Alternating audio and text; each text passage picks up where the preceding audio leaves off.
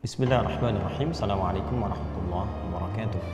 Alhamdulillah rabbil alamin. Wassalatu wassalamu ala rasulillahil karim Sayyidina Muhammadin al-amin wa ala alihi wa sahbihi wa dzurriyyatihi wa ummatihi ila yaumiddin wa ba'd. Saudara-saudariku, apa kabar? Semoga kita semua senantiasa disehatkan, dirahmati dan diridhai oleh Allah Subhanahu wa taala dalam menjalani seluruh aktivitas yang kita tunaikan sampai dengan detik ini. Dan lebih daripada itu, semoga semuanya bernilai baik di hadapan Allah Subhanahu wa taala. Alhamdulillah, kita berjumpa kembali dalam kajian Aqsa Al-Quran Sunnah Solution. Sudah mendekati akhir-akhir di bulan Sya'ban. Kita telah melewati pertengahan bulan Sya'ban, dan kurang lebih 10 hari ke depan, bahkan mungkin dalam waktu yang tidak lama, kita akan memasuki bulan Ramadan 1444 Hijrah. Semoga Allah Subhanahu wa taala memberikan kekuatan terbaik dari segala persiapan yang tentunya kita akan coba persiapkan menuju bulan Ramadan.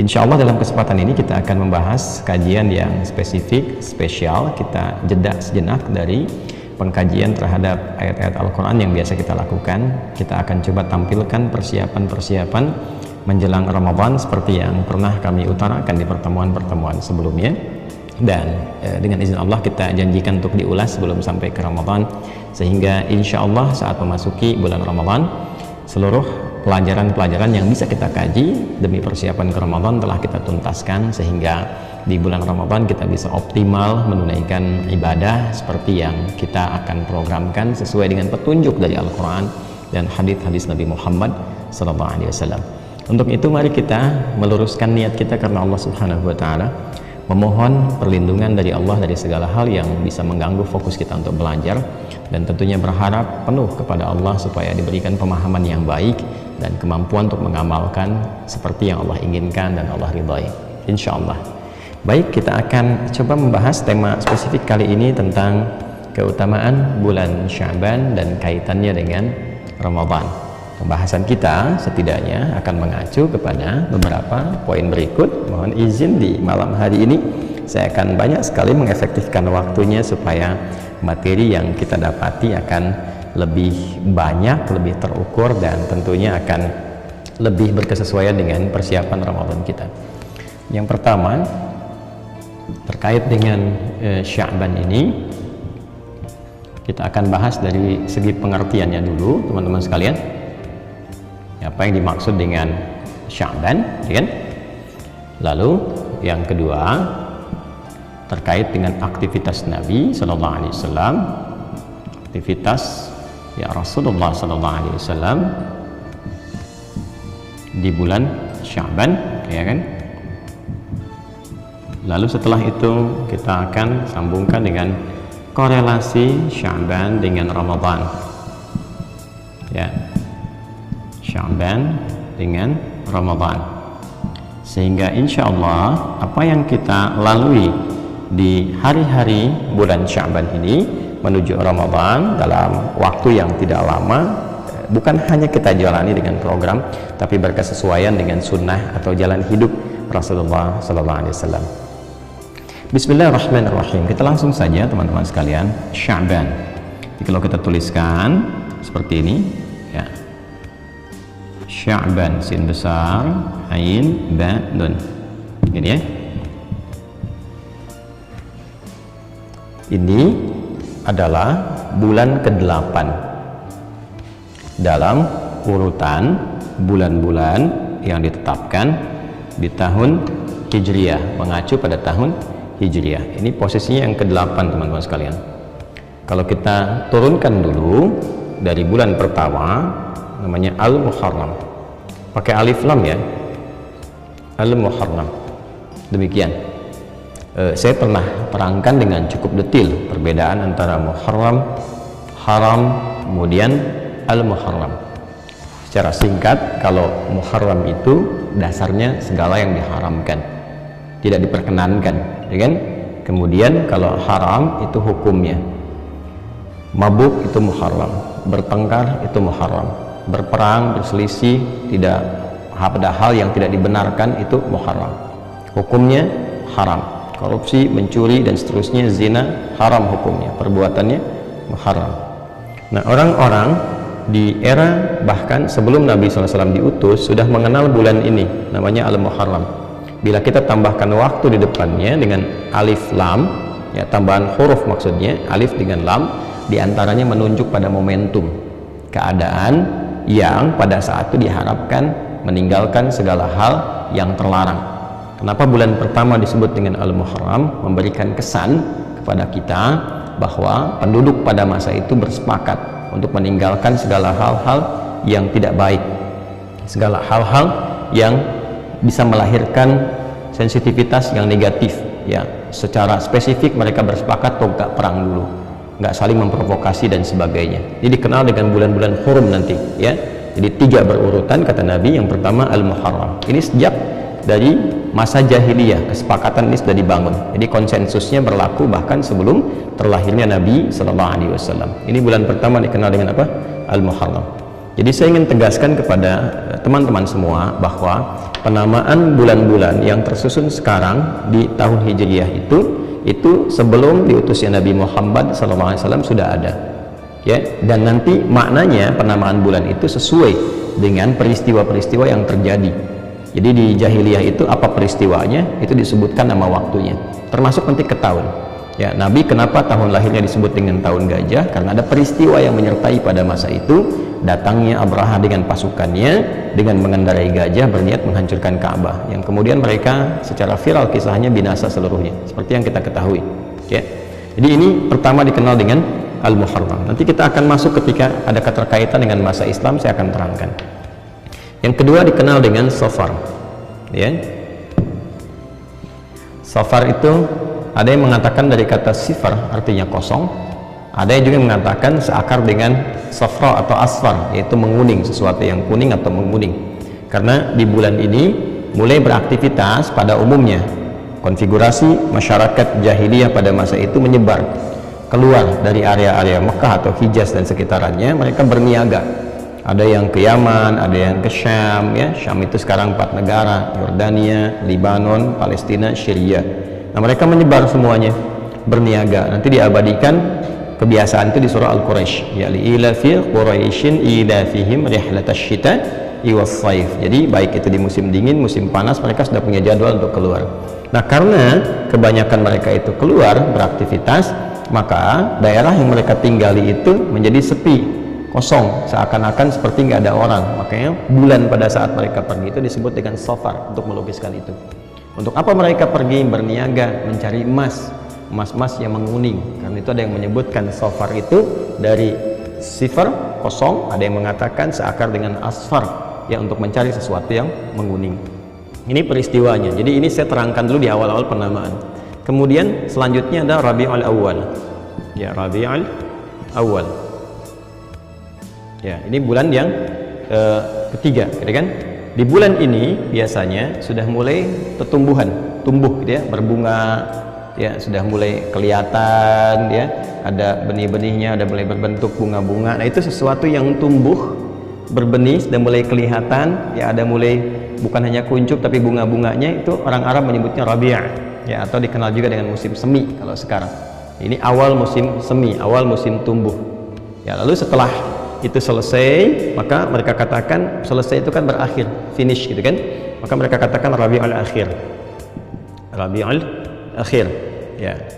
Ini yang paling tepatnya dibandingkan mengatakan Rabiul Tsani. Kalau Rabiul Tsani, Rabi yang kedua, ya, semi yang kedua, itu secara kata dan makna agak kurang sesuai. Kalau disebutkan dari segi kata, tinjauannya kalau ada Tsani nanti ada Tsalits, ada Rabi' dan sebagainya. Itu dalam tata gramatikal, tata bahasa Arabnya. Tapi kalau kita katakan musim kedua, nanti juga pengertian maknanya ada musim ketiga dan seterusnya. Maka di Arab fasih mengatakan Rabiul Akhir, bukan Rabiul Tsani. Jelas, ya?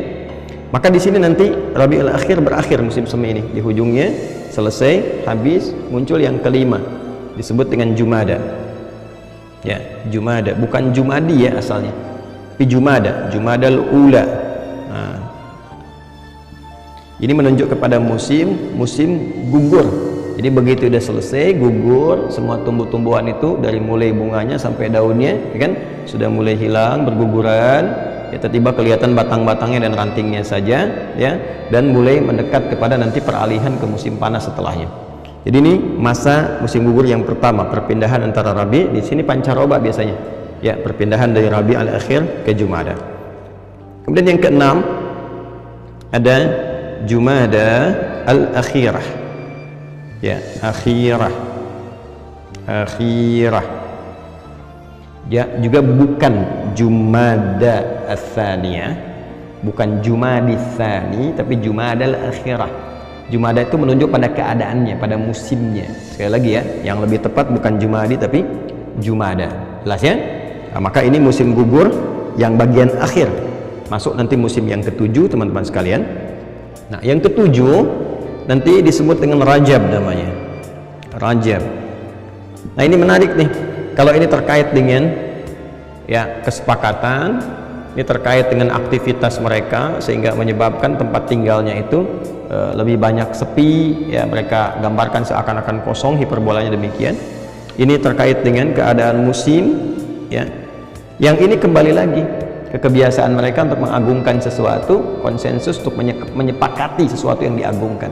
Maka bulan Rajab itu sama dengan Al-Muharram keadaannya. Mereka bersepakat di bulan ini untuk mengagungkan bulan yang ketujuh ini dengan membangun kesepakatan di antara mereka agar tidak saling menyerang, agar bersikap yang baik dan tidak saling menyakiti. Ini bulan Rajab di sini. Ya.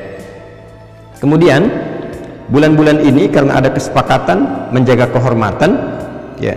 Bulan untuk menjaga kehormatan, bulan menjaga dari perbuatan yang buruk, yang negatif dan sebagainya.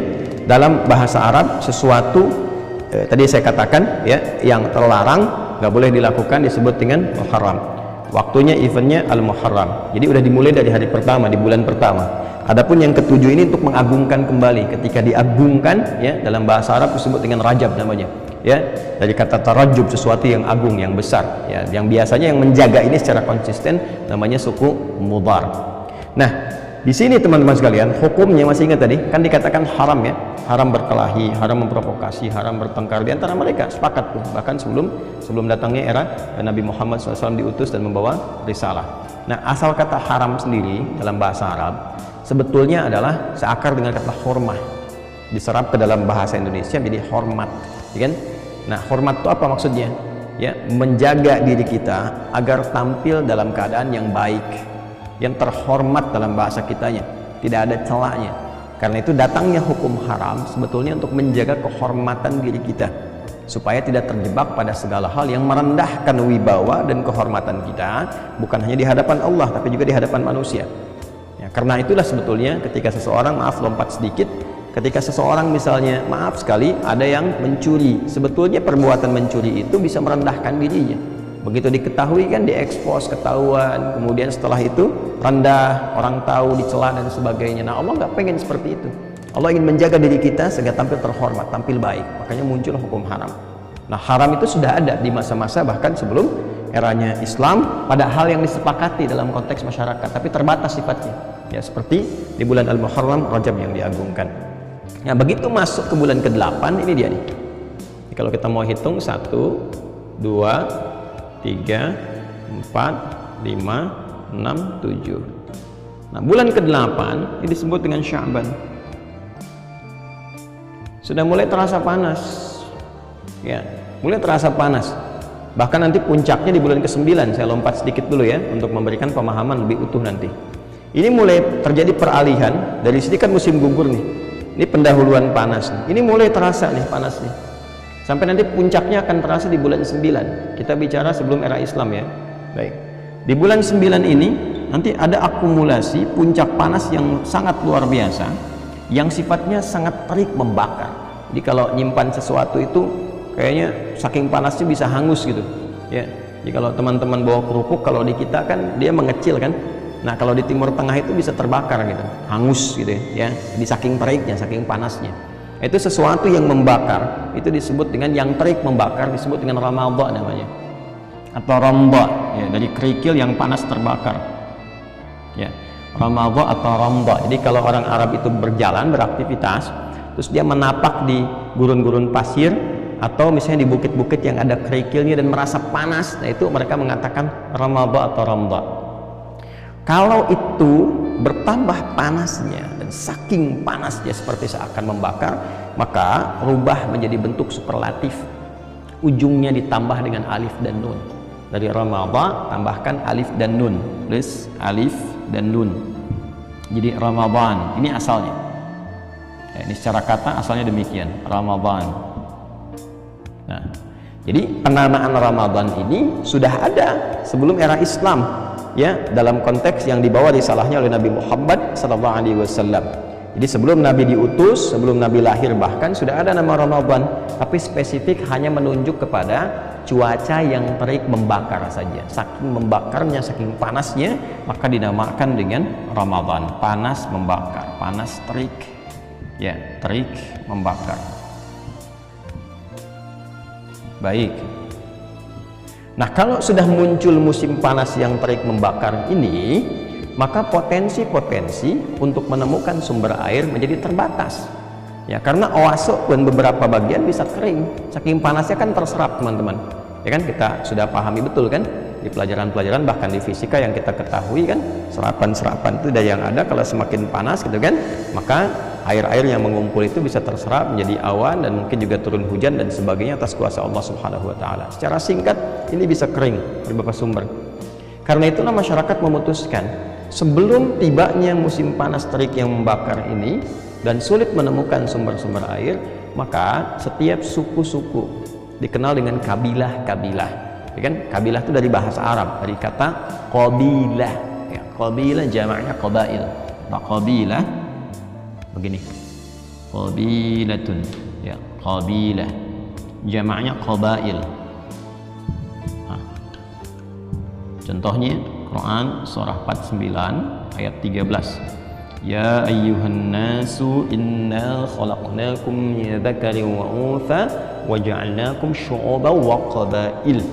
Ya, nah jadi di kabilah-kabilah suku itu sepakat di kalangan masyarakat bahwa mereka mesti menyebar, dikasih gugus tugas, task force, ya, kasih gugus tugas, ini kamu ke daerah A, ini kamu ke daerah B, berpencar masyarakat itu untuk mencari sumber-sumber air agar bisa dikumpulkan di awal sebagai persiapan untuk hadirnya bulan Ramadan, situasi yang panas terik membakar.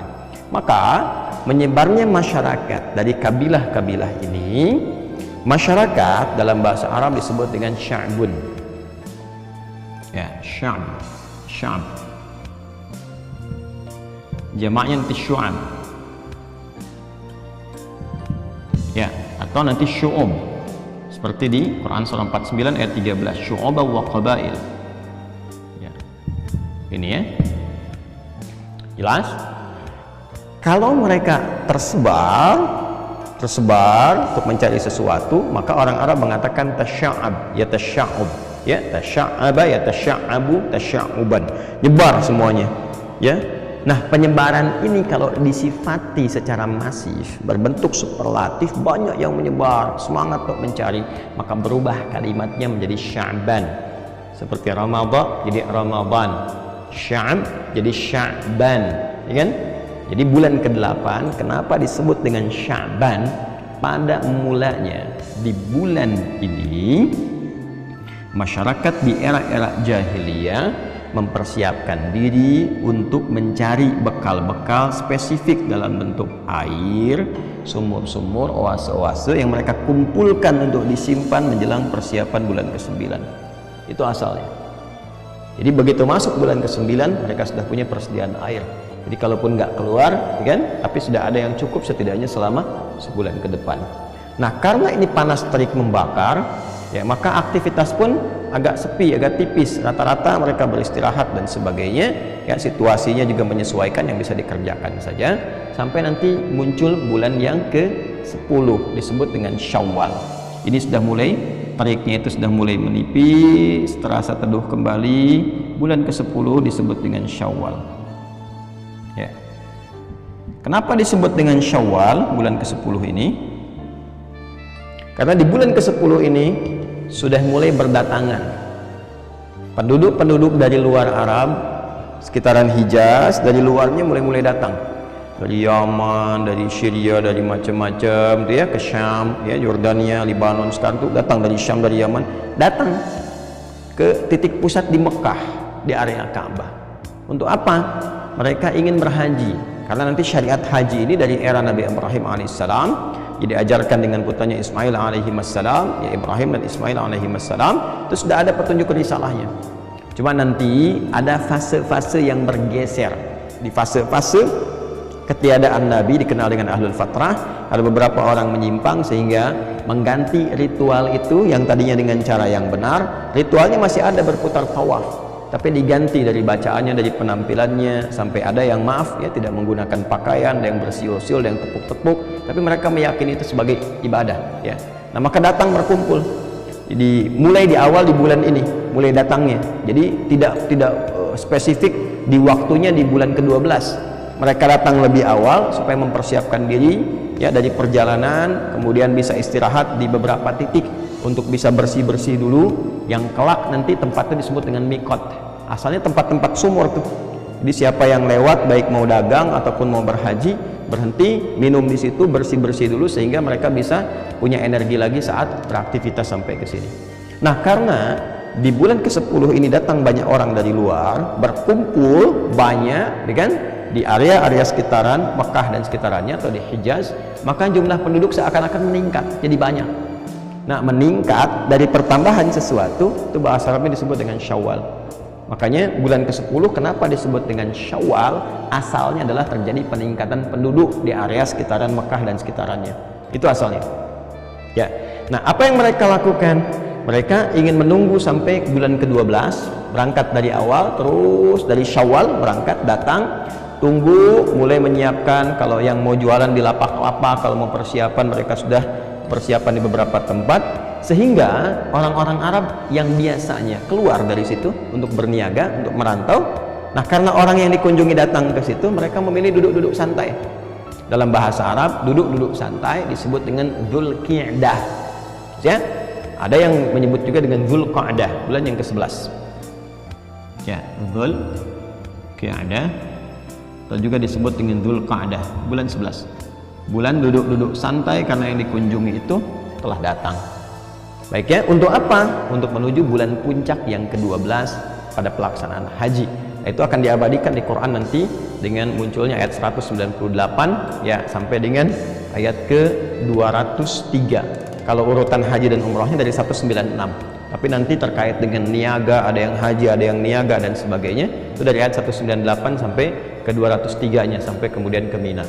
Nah, ini bulan ke-12 dikenal dengan bulan Dzulhijjah, bulan haji yang banyak orang kemudian datang dengan dua tujuan, baik untuk menunaikan ibadah ataupun juga ada yang hanya sekedar berniaga saja. Ya, laisa 'alaikum junahun an tabtaghu fadlan mir rabbikum. Ya, kalau cuma datang mau jualan juga nggak ada dosanya, tapi nggak ada pahalanya juga. Jadi nanti orang datang ke musim haji itu ya pada akhirnya ada dua tujuan, ada yang betul untuk ibadah, ada yang berniaga. Nah, ini teman-teman pada asalnya demikian. Ya. Nah, secara singkat saja sekarang karena kita sedang ingin menerangkan tentang Sya'bannya. Jadi di bulan ke-8 di era sebelum Nabi SAW diutus, bulan ini dijadikan sebagai momentum oleh masyarakat untuk mencari air, ya, menyebar untuk menemukan sumber-sumber air sehingga dapat dikumpulkan menuju persiapan bulan Ramadan. Setelah tiba era Islam, ada sesuatu yang menarik, ya. Hal yang pertama, sebelum sampai ke Sya'ban, nama-nama ini semua dipertahankan. Baik kan? Nama-nama ini semua dipertahankan, tidak dirubah. Jadi tidak semua yang ada di tradisi jahiliyah misalnya itu seketika dirubah, tidak. Nanti ada 3 pendekatan. Ya. Pendekatan yang pertama, kalau bertentangan dengan syariat, sama sekali bertentangan, itu nanti dihilangkan, diganti dengan yang lebih baik. Ya kan? Banyak sekali yang hal-hal yang terkait demikian. Contohnya ya yang paling ekstrim dari aspek akidah misalnya penyembahan, kan, dari terhadap patung misalnya dan sebagainya, yang ini bertentangan dengan syariat dan dalam bab tauhid tentunya. Nah, ini kemudian diganti secara total, ya kan, diluruskan kepada konsep yang benar, dan itu pun dijelaskan rinci sekali kenapa Tuhannya Allah, kenapa begini, kenapa begitu dan sebagainya. Yang kedua nanti ada yang kemudian diterima tapi caranya dibenarkan. Ya, misal dalam hal kelahiran, mereka seringkali nanti memotong satu binatang tertentu, nanti darahnya dioles-olesin ke bayi yang baru dilahirkan, dengan harapan dengan mengoleskan itu ada capaian-capaian atau harapan-harapan tertentu. Oleh Islam diganti nanti dengan hadirnya akikah. Ya, jadi ada akulturasi budayanya diserap, tapi diganti dengan akikah, diluruskan maknanya. Dan yang ketiga, ada yang kemudian diterima secara total, ya, dan total ini maknanya dipertahankan atau disambungkan dengan nilai-nilai dalam syariat. Yang seperti diterima total kayak abu-abu gitu kan, itu untuk menghormati orang tua yang baru punya anak pertama. Sehingga Rasulullah pun SAW dikenal dengan Abul Qasim, itu menunjuk kepada anak pertama yang terlahir untuk menghormati statusnya yang berubah menjadi ayah dan istrinya berubah menjadi ibu, itu untuk penghormatan, ya. Nah, kemudian seperti yang ini diterima tapi ada kesesuaian makna yang sebelumnya hanya hampa terkait dengan peristiwa dan gambaran-gambaran cuaca saja, sekarang ada korelasi yang terkait dengan nilai-nilai dalam perjalanan syariat. Ya, contoh kita ingin gambarkan ke sini misalnya satu aja, kenapa bulan pertama disebut dengan Al-Muharram, yang tadinya menunjuk pada konsensus untuk tidak bertindak yang buruk, semua menjaga kesepakatan dalam kebaikan, itu dipertahankan. Bahkan sama disebut dengan bulan Hurum, maka disebut tahunnya tahun Hijriyah. Hijrah ya-nya menunjuk kepada nisbah, taknya ke sifat. Jadi kalau orang ingin berhijrah, ikut berhijrah, punya sifat orang hijrah, hal yang pertama harus ia lakukan adalah meninggalkan segala yang diharamkan oleh Allah Subhanahu wa taala. Berlatih meninggalkan yang diharamkan dari ujung kepala sampai ujung kaki. Kalau dia bisa melakukan itu, maka nanti sifar, ya, dia akan terbebas dari dosa, nol. Ya, maksiatnya nol, dosanya nol, sehingga ada potensi-potensi untuk banyak berbuat baik. Ini diantara contoh-contohnya. Ini saya berikan dua untuk mempercepat mengantarkan ke Sya'ban. Sekarang, jadi pada masa era Islam dipertahankan semuanya termasuk Sya'ban. Apa kaitan Sya'ban yang dulunya hanya sekedar mencari air saja dengan konteks keadaan atau pemaknaan di era Islam yang khususnya nanti terkait dengan aktivitas Rasulullah SAW dan korelasinya dengan Ramadan? Kita akan bahas itu setelah menunaikan sholat Isya berjamaah. Mohon izin jeda sejenak, waktu Indonesia bagian Barat telah memasuki Isya, ya, sudah masuk waktunya, akan berkumandang adzan. Kita jeda, setelah Isya kita sambungkan kembali insya Allah. Assalamualaikum warahmatullahi wabarakatuh.